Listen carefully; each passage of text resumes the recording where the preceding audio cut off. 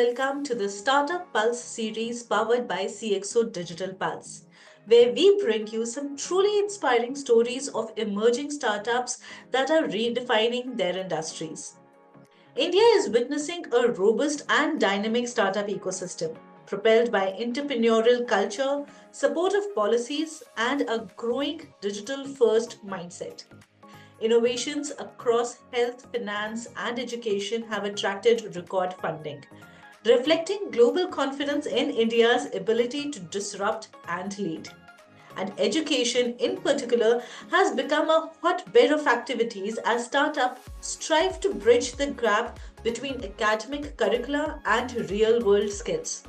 EDEPT is one such startup that exemplifies this wave, crafting programs that prepare leaders and learners for industry demands.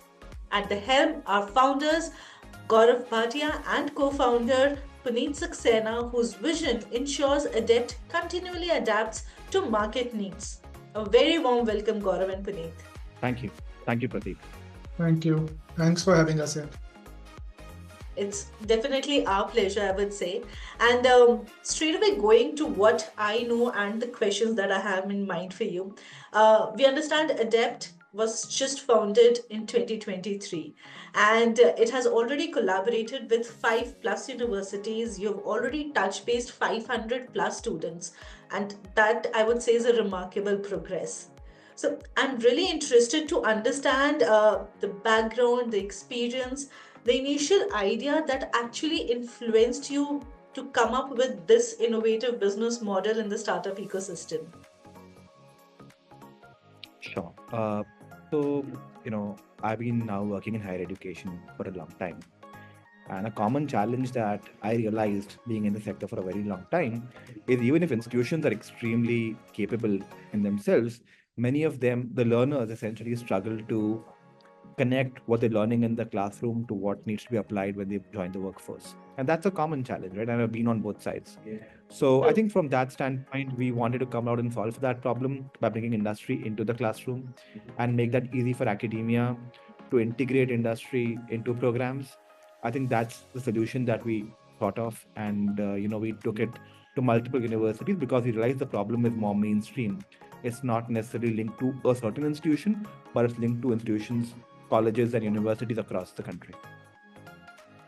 Okay, great. So while you had this problem statement right in front of you, that the bridge is missing, but while the thought sounds very simple and straightforward, but I'm sure it wasn't. So I've been really looking forward to understand that, when you come up with this problem and the solution that you had in mind, being you were there in the same industry, what was the approach that you really implemented in solving this problem of yours and ensuring that this entrepreneurial journey of yours kickstarts in a very positive note? I think that's two things, right? One is if you've been in the sector for a very long time, there are certain insights that you're aware of, right? I think that was a head start already. Having said that, the basics start with market research, understanding where is the global job demand, understanding where is the local job demand, understanding what is it that industry requires in a specific sector, talking to experts in that sector, talking to industry professionals in the sector, talking to industry itself, and getting an insight or a pulse of what that sector needs. Then taking that to academia, saying that, okay, this is what we believe is the path forward, and then collaborating between all three parties to kind of drive things forward. And eventually the first time is always hard, right? You do anything for the first time, there's going to be resistance, there's going to be questions coming your way, both from industry and academia, because both of them are interlinked, but in many ways work independently. But I think over a period of time, some of those things settle down. You're able to move forward. You have the insights to kind of drive decisions. And essentially, academia in itself is slightly slow, right? They work at their own pace. Industry works at a very different pace. And so when intermediaries, or companies like ours essentially become that bridge, we're able to understand both sides and get that collaboration to move in faster. So I think that's the value that we bring into the process. Yeah, I'd like to add a couple of points here as well, right? So we have a few, when we get into this, we have few stakeholders. We have the student, we have the subject matter expert, we have the university, and essentially we have to make it a proposition which is a win-win for all of them. So we need to keep in mind what are each of these stakeholders' aspirations. The student wants a great career, so how can we influence the career outcomes? How can we influence the learning outcomes? The subject matter expert wants to put the education out, but they are not a teacher. Essentially, they're not into that business. Essentially, they've been doing their own business, but we have to take their content to the students. How do we do that? The universities want the academic partnerships with the industry, but essentially they've been plain vanilla, institutions which have been bringing in trainers on their payroll and sort of, going through that curriculum. So how do we help them improve their curriculum and make the outcomes better? So it's a challenge which requires us to tackle all of these problems together, have a full stack approach, and then go. And that essentially that's useful. One point to what Puneet mentioned, the full stack approach. I think the biggest piece out here is believing that you don't know everything, right? You have a lot of people moving in from industry to academia also. We kind of work with multiple universities where we actually have people who have worked in industry and then moved to academia towards a certain part of the career and then taken that road. So the idea here essentially is to start with an approach that all of us are learning. Whilst we come in with a background of solving for that problem, the challenges that come up largely in this is when either party believes, whether industry or academia, that they understand, they have all the insights, right? The academia understands they have a lot of challenges at their end, right? Often, if you go back and look at it, most universities today in the country are short-staffed. That's a massive challenge. You have challenges with regards to having the right kind of faculty, because you are unable to bring in the right people into academia, and many of them actually join industry. So how are you getting the right talent into that particular stream as well sometimes becomes a challenge.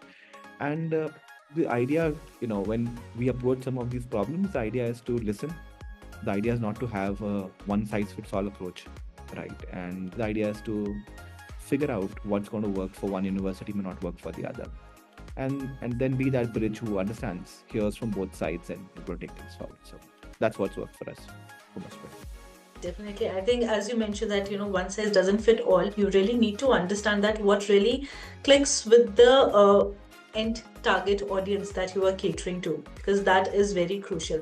And while you are managing all these challenges, bridging the gap between the academia and the students, along with ensuring that they are completely skilled and ready for their entrepreneurial journey or their workforce journey, how do you look at scalability? Like, how do you manage to adapt and pivot up your strategies during this period to ensure that kind of rapid growth gets your way?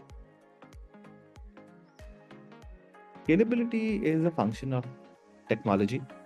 Scalability is also a function of understanding a specific industry. See, the question out here is, you will eventually always have some level of customization, but once you've built the base for any particular product, then that stays the base, and then you build on top of that. So I think from that standpoint, what we've done is we've looked at different programs. We've built, I would say, I wouldn't call them, we don't call university programs products, but for a startup, different product works better, right? But once we have defined that, it becomes easy for us to kind of use that as the basis to scale. So I think from that standpoint, technology helps us in reaching out to as many campuses as possible and ensuring that we have the scale to reach out to hundreds and thousands of students and manage them within a consistent basis. Yeah. Puneet, anything you'd like to add to my answer? No, I was just about to say that, essentially, while we do different things which fit university requirements, but essentially we have a playbook, right? And once the playbook is in place, then you essentially take it to multiple, places together, because broadly, if you take, have a look at it, 80% of the problems for each university and each partner are the same, right? It's just the 20% or the 10% that needs a tweak. So we try to standardize the 80% such that it becomes, as Gaurav said, a product which we can take to every new partner.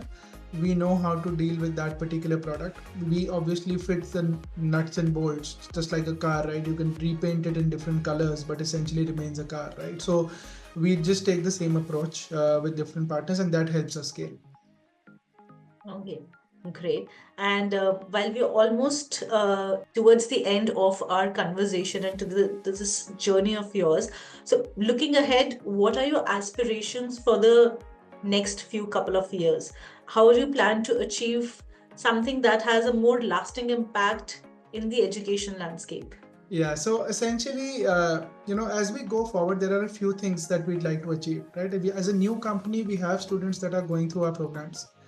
Some of them will now start coming out of our programs and essentially join the industry, right? So the proof of the pudding is there, right? What do we do with the students? How have we sort of impacted their lives, right? And essentially, what we try to do is we try to help the students value add in the process as much as possible, so that they become our testimonials going forward. They become our partners going forward. Additionally, we are also trying to expand into different domains. So we started off with 2 or 3, but there are quite a lot of skill focused domains where there's a shortage of skills, right? So how we sort of bring them together, I think that's something that we are going to focus on. And additionally, we are going to not just look at the Indian market, but also see what we can do internationally. So how to bring in international partners alongside the Indian partners, and see, for all students who are desirous of a career in India or outside, right? How can we help them sort of achieve their ambitions? That's our focus as we go forward, and I think it's an exciting year because we've done the basics well, I guess, in the first couple of years, but the next 2 years will really tell us, how much we have been able to influence the life of our students. And, we'll see it in our results, right, in the next couple of years as we go along. Okay, great. And before I move to the next section, one thing really is right now in my mind, that while you're working in collaboration with so many students, with so many universities, and working on that collaboration, how easy or difficult is it collaborating between founders and co-founders, your core team? Because while you're working on the same mission, uh, the ideology may tend to differ approaching to a solution to a problem. How does that work for both of you? So I think for us, there needs to be a lot of alignment, right? The alignment has to start with the vision, right? And essentially, if the vision is aligned, then a lot of decisions fall in place, because they are either, taking us closer to what our ambition is or vision is, or it's not. And essentially, things that don't take us closer, we decide mutually to sort of let them go. At the same time, not everything can be in alignment. We can have our differences in opinion, which is where we take an approach of who is a better judge of things. So for example, Gaurav here has spent much larger time in the education segment, right? So when we come across things which are linked to the university academics, right, we tilt or we leverage his background and experience, and we his word is weighed more. When it comes to maybe finances or international partnerships, I've worked on that segment more. So when we have a difference of an opinion, maybe I can leverage on my experiences more. So it's a little bit about, most of the things would be in alignment, but I would say that there has to be a healthy respect for our backgrounds. We come from different backgrounds, and so while we hear each other out, I think we also respect the experience that we have generated over these years. And in different questions, different kinds of questions, we take an approach where the answer is coming from the person who is the most experienced to sort of handle that situation. That's my 2 cents. Pratik, I'll add on to that. I think the beauty about our partnership also is that we have different strengths. So, and because we have different strengths, we're able to leverage the breadth of those strengths together.